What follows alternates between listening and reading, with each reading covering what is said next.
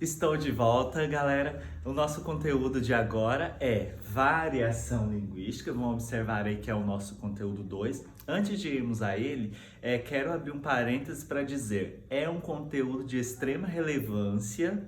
O Enem sempre cobra a respeito dele. É um tema de muita importância social, inclusive é um tema que pode aparecer na redação do Enem, tendo em vista que a variação linguística está associada ao preconceito linguístico. Seria ele um tema já cogitado para Enem, tá, gente? E, se possível, vamos trabalhá-lo ao longo do ano. Vamos observar o seguinte, o que é variação linguística? O material de vocês vai fazer uma conexão com aquela linguagem coloquial lá do pré-modernismo, né? Eu já tinha falado que o coloquialismo tem a ver com a linguagem simples, isso já dialoga com a variação linguística, por quê? Quando nós pensamos na variação linguística, nós estamos pensando nas diferentes maneiras de dizer uma única coisa com o mesmo valor de verdade. Nossa, professor, que frase difícil! Nada mais é do que, vamos pensar o seguinte... Aqui no exemplo de vocês, nós temos o objeto menino e nós temos pelo menos 4 maneiras de nos referirmos a esse objeto. Quer dizer o quê? Que isso compõe o que nós chamamos de variação linguística. É fácil de compreender essa ideia. Um único objeto, várias maneiras, menino, garoto, moleque, guri. Isso vai depender da região em que você está, isso vai depender do grupo social, às vezes vai depender até da ideia que você quer expressar, né? Tendo em vista que moleque é algo mais pejorativo, e aí seu moleque, né? Vamos perceber que menino pode ser um pouquinho mais formal, tudo isso vai influenciar, como a gente vai ver adiante, tá? Mas a grande ideia da variação linguística é vocês pensarem nisso que acabei de falar.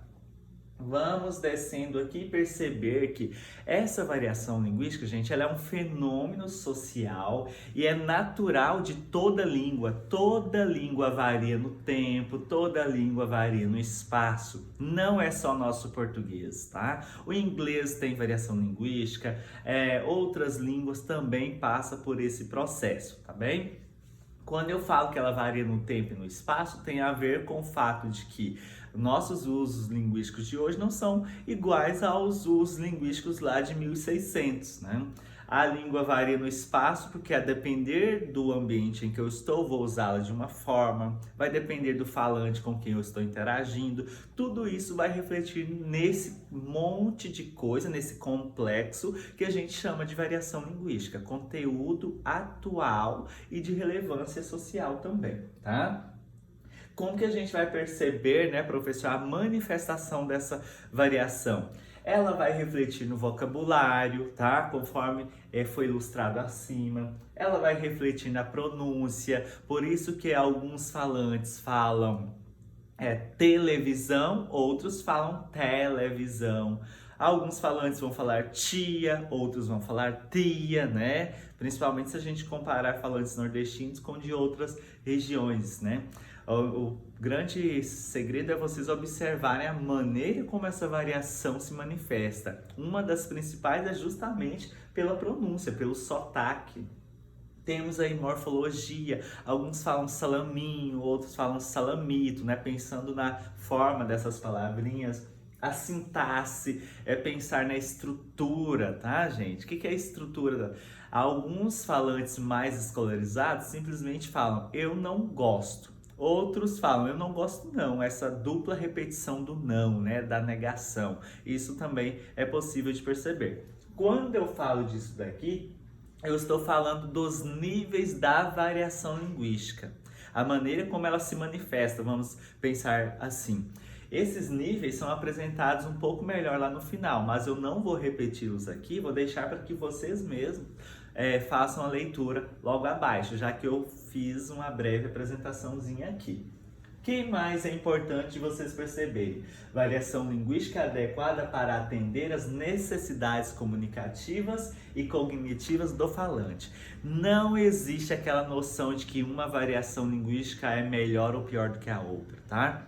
toda variação linguística, ela é suficiente para que os falantes se manifestem, para que eles falem, para que eles se comuniquem, para que eles interajam entre si, né? Não dá para eu dizer, poxa, professor, aquela variação ali é horrível, aquele sotaque é feio. À medida que você diz ou faz isso, você nada mais é do que você está reproduzindo um preconceito linguístico, algo que a gente deve quebrar, né? Isso deve ser desconstruído, porque toda manifestação de preconceito não é saudável. Abaixo vocês vão perceber aí os tipos de variação que nós temos. Está em destaque amarelo aqui. A primeira é variação regional ou diatópica. Regional e diatópica são termos sinônimos, né? Acaba que esse termo diatópica, ele é muito mais cobrado em provas formais, formato Enem. Fica aí a dica para você lembrar o que quer dizer diatópica, é através dos tópicos, né, de região para região.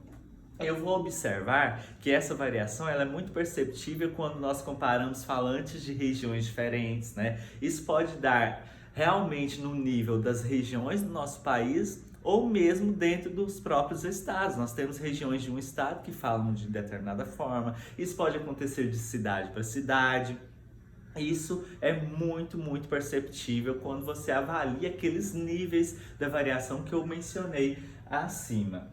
Abaixo vocês vão ler um poema de Oswald de Andrade, né? Vício na fala, vocês vão perceber isso daí. Tem um quadro para vocês compararem, né? Se eu for pensar na variação regional do português de Portugal para o nosso português brasileiro, existe essa diferença.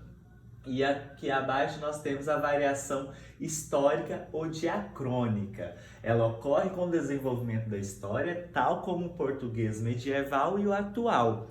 Diacrônica através do tempo. Se eu for comparar aí o português de hoje com o português de 1600, 1700, 1800, 1900, eu vou perceber várias diferenças. Eu vou observar que ao longo do tempo, à medida que os falantes vão interagindo, mesmo uns morrem, outros nascem, a língua vai passando por mudanças de acordo com esse processo de evolução do ser humano.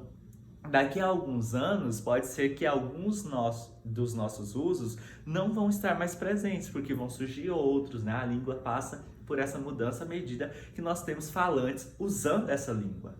Não esqueçam desse detalhe que ele é bem importante. É por obséquio, né? Aquela expressão que quer dizer por favor. Ela não é tão mais usada, porque ela pertence um pouco mais a um português arcaico, um pouco mais antigo. Não é todo falante que usa por obséquio hoje em dia. É quando eu percebo que uma expressão ou outra caiu em desuso, né? Isso prova que nós temos a variação histórica ou diacrônica. A social ou diastrática, ela é percebida de acordo com fatores sociais, né? Que fatores sociais são esses? Eles estão presentes na sociedade, obviamente. Eu vou pensar na escolaridade, eu vou pensar na idade, eu vou pensar no sexo ou gênero do falante e eu vou pensar também no nível social desse falante. Pessoas mais velhas falam diferentemente de pessoas mais novas, né? Ou simplesmente se eu for comparar idades, né, desde 10 anos ou 5 anos até 80 anos, eu vou perceber essa variação linguística. Se eu analisar falantes mais escolarizados com menos escolarizados, existe uma tendência de que mais escolarizados usem um português mais formal. Os menos escolarizados vão usar um português menos formal. Existe essa tendência, não quer dizer que isso é uma regra pronta e acabada. Isso pode sofrer alteração também. Vamos pensar aí no sexo ou gênero. Falantes do gênero feminino falam diferentemente do gênero masculino. E quando eu falo gênero aqui, não só de sexo, eu tenho que pensar que nós temos o público homossexual, LGBTQ+, e tudo aí influencia na maneira como esses falantes usam a linguagem também. E quando a gente pensa no nível social desse falante, né? Aqueles falantes que têm mais poder aquisitivo, mais grana, mais dinheiro, eles tendem a usar uma linguagem mais formal. E os que têm menos dinheiro, uma linguagem menos formal. Existe, como eu já disse, a tendência para que isso aconteça. E o grande detalhe que eu quero que vocês observem é que muitas das vezes o que é julgado nem a maneira como esse falante fala, né? Certa vez Neymar criou uma gíria, é toys. Essa gíria caiu no gosto popular, por quê? Porque Neymar tem uma situação social favorecida, ele é da mídia, ele é rico, ele tem dinheiro. Agora, quando nós pegamos, por exemplo, um uso dito por um falante, né? Vamos lembrar lá do Jeca Tatu, que é aquele falante dito caipira, eu nem gosto de usar esse termo.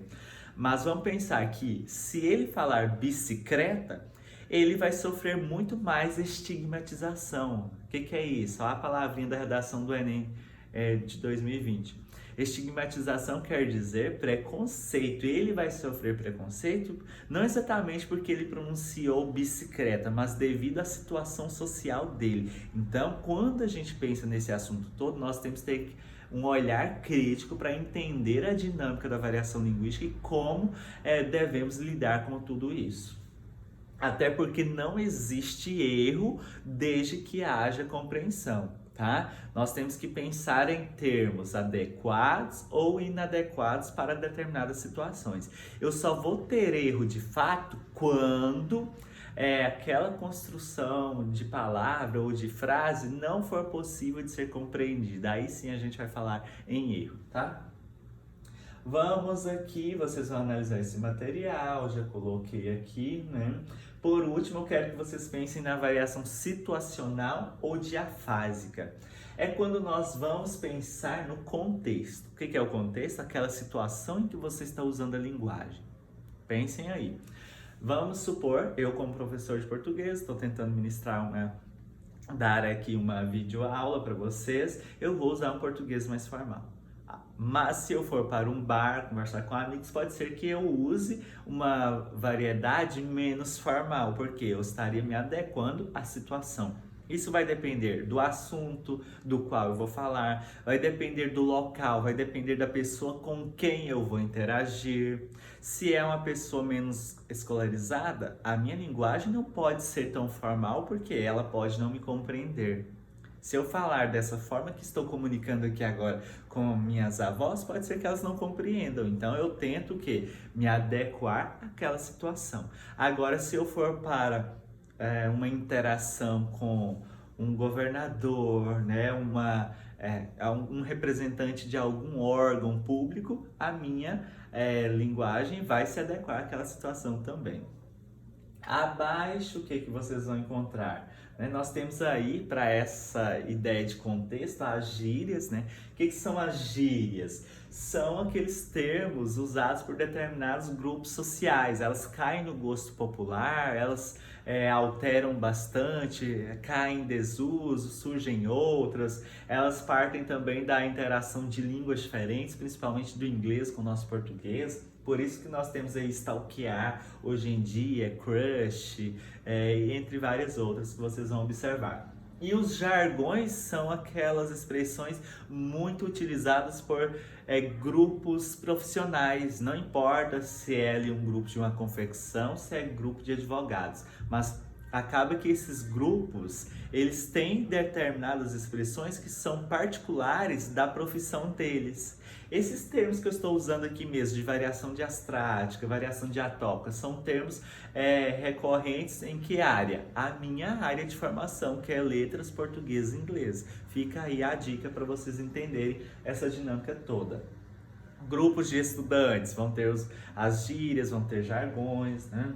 E aqui abaixo vocês vão encontrar os níveis de variação, que já foram brevemente mencionados.